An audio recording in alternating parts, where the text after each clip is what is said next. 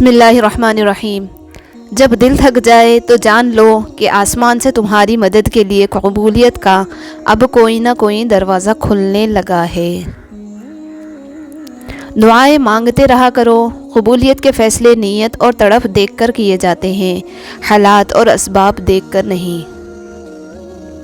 جس پکار کو وہ خود تمہارے منہ سے سننا چاہتا ہے، وہ اسے پھر رد کیسے کر سکتا ہے؟ جب دل گھبرائے تو علم نشرح پڑھ لیا کرو، بے شک ہر مشکل کے بعد آسانی ہے۔ وہ دعائیں رد نہیں کرتا، بس بہترین وقتوں پہ قبول کرتا ہے۔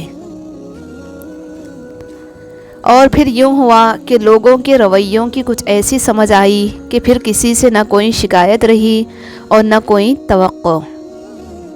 جو اللہ نے تمہارے لیے لکھا ہے وہ ہر حال میں تمہیں مل کر ہی رہے گا، پھر بھلے وہ راستے میں کھو ہی کیوں نہ جائے، مگر منزل پر پہنچ کر وہی تمہارا مقدر ہوگا انشاءاللہ۔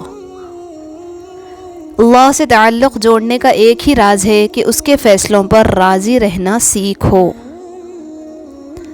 اللہ تمہاری چاہ سے انکار نہیں کرتا، وہ تمہارا صبر سنبھال کر رکھتا ہے۔ وہ صدائیں رد نہیں کرتا، وہ بہترین وقت پہ نواز دیتا ہے۔ بے شک ہوگا وہی جو تم چاہو گے، مگر ہوگا تب جب اللہ چاہے گا۔ یا اللہ ہم سب کے گھروں میں سکون و برکت عطا فرما، آمین۔ دنیا میں سب سے زیادہ مطمئن وہی ہے جسے اپنے تمام معاملات اللہ تعالیٰ کے سپرد کرنے کی عادت ہو۔ اللہ ایک دن پھر تم پر ایسا مہربان ہوگا کہ یہ دل پھر سے مسکرانے لگے گا، اور اللہ کے ایک ہی حکم سے تمہارا نصیب بدل جائے گا انشاءاللہ۔ پتہ ہے اصل خوشی کیا ہے؟ جب کوئی خواہش دل میں ہو اور اچانک سے قبول ہو جائے، بہت لاڑ آتا ہے اس وقت اپنے اللہ پہ۔ پتہ ہے محبت کیا ہے؟ وہ سارا دن ہمارے گناہ دیکھتا رہتا ہے اور ہماری نافرمانیاں دیکھتا رہتا ہے، صبح اپنے ہی فرشتوں کے ہاتھوں ہمارا رزق بھیجتا ہے۔ سب راستے بند ہو سکتے ہیں، مگر میرے رب کی رحمت کا راستہ کبھی بند نہیں ہوگا۔ پسند اس کو نہ کرو جو دنیا میں سب سے زیادہ خوبصورت ہو، بلکہ اس سے کرو جو تمہیں سب سے زیادہ عزت دیتا ہو۔ ہر عبادت کا پتہ نہیں ہوتا کہ وہ قبول ہے کہ نہیں، مگر درود شریف ایسی عبادت ہے جو ادا ہوتے ہی قبول ہو جاتی ہے۔ وہ اللہ تم سے اتنی محبت کرتا ہے کہ دن میں 5 دفعہ تمہیں اپنی طرف بلاتا ہے۔ تم میں سب سے زیادہ عزیز مجھے وہ شخص ہے جس کے عادات و اخلاق سب سے عمدہ ہوں۔ صرف 2 لوگ مقدر والے ہوتے ہیں، ایک وہ جنہیں وفادار دوست ملتا ہے، اور دوسرا وہ جس کے پاس ماں کی دعائیں ہوتی ہے۔ دعاؤں پر کبھی شک نہ کرنا، کیونکہ اللہ قادر ہے نصیب بدلنے پر، ناممکن کو ممکن کر دینے پر، بند راہوں کو کھول دینے پر۔ پریشان نہ ہو، بس یقین کے ساتھ دعا کرتے رہو، ہر لا حاصل جلد حاصل ہو جائے گا انشاءاللہ۔ دنیا میں ایک باپ ہی ایسا انسان ہے جو چاہتا ہے کہ میری اولاد مجھ سے زیادہ کامیاب ہو۔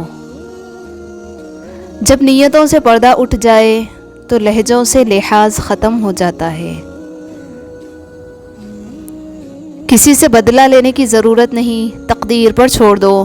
جنہوں نے آپ کے لیے کنواں کھودا وہ خود ہی اس کنویں میں گریں گے، اور اگر وقت نے وفا کی تو آپ کو وہی لوگ اپنے ہی ہاتھوں کھودے ہوئے کنویں میں گرتے ہوئے نظر آئیں گے۔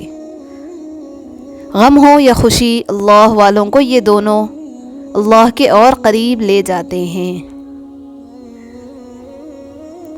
رب تھام لیتا ہے گنہگاروں کو بھی، وہ زمانے کی طرح رسوا نہیں کرتا۔ دعا کی قبولیت کی ایک علامت یہ بھی ہے کہ وہ دعائیں آپ کو بدلنا شروع کر دیں۔ اگر وہ دعاؤں کے آنسوؤں کی سسکیاں دل کو گھلا رہی ہے، رونا سکھا رہی، سجدے کروا رہی ہے، گناہوں سے بچا رہی ہے، تو یاد رکھیں وہ اللہ سے ملا رہی ہے۔ وہ دعائیں نصیب سونے کا بنا رہی ہے۔ وہ دعائیں صرف قبول نہیں ہو رہی، بلکہ وہ آپ کو قبول کروا رہی ہے۔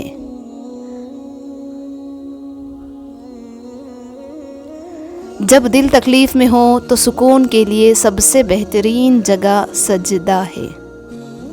زندگی میں بہت کچھ دیکھا ہے لیکن کبھی اس رب کی محبت میں کمی نہیں دیکھی۔ دعا دستک کی طرح ہوتی ہے اور مسلسل دستک دینے سے دروازہ کھل ہی جاتا ہے۔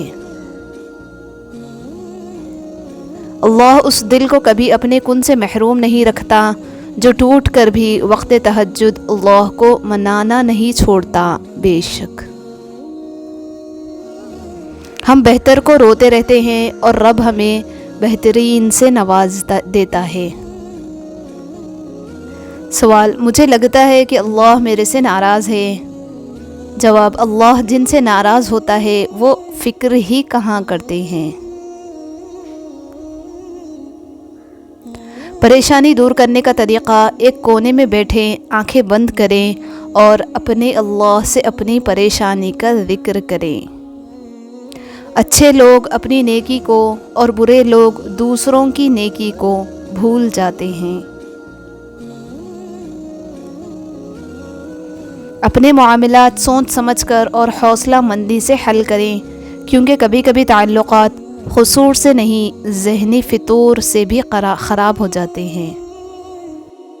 کوشش کریں کہ دوسروں کے ساتھ وہ خیال بن کر رہیں جو پریشانی میں بھی آئے تو چہرے پر مسکان پھیل جائے۔